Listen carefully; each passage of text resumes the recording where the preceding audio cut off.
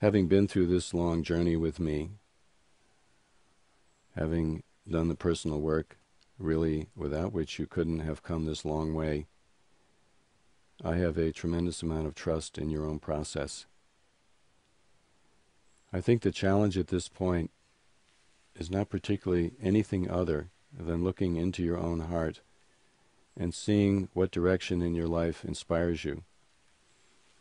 And not just what direction in terms of working on your own, of working more with these teachings, of considering this work finished, of studying with a teacher, studying within a lineage. Not just those topics, but actually, as we've seen through the body work, our whole life actually begins to open up. Things that need to fall apart do fall apart. Things that need to make themselves evident, inspirations, longing in a certain direction, calling of a certain particular person, a certain particular form of creativity of our own life, these things begin to come up. Most important is that you trust what has arisen for you through this practice.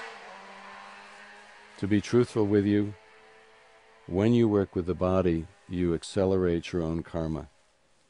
In other words, the human journey that in some sense is written in your body and that lies out like a pathway ahead of you as yet unseen, that human journey becomes clearer and becomes and unfolds much more quickly through the body work. You're less thrown off track. You're pulled along almost, as it were, by a cord, the cord of your own future. You gain a sense of discrimination and awareness, sensitivity and precision in your life without hardly realizing it. And I must include in this both the positive experiences and the so-called negative or painful experiences of life.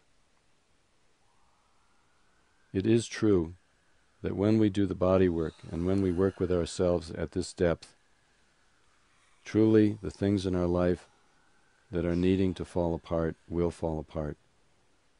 The relationships that are inauthentic, where we've been hanging out with a kind of laziness or ignorance, do collapse.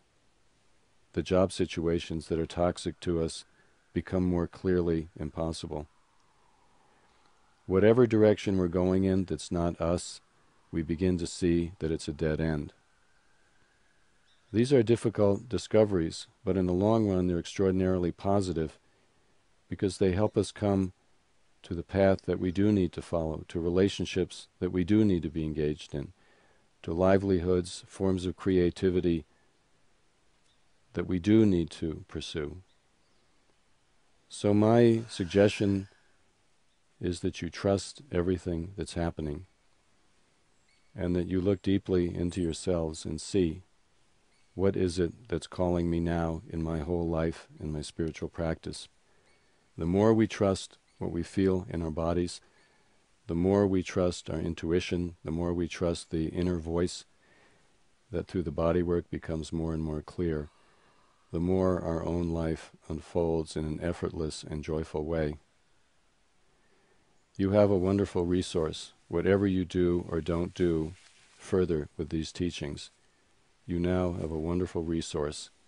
You have a guide, your own body. You have a mentor that will constantly correct your conscious standpoint. You have a sensitivity that will show you the open doors in your life.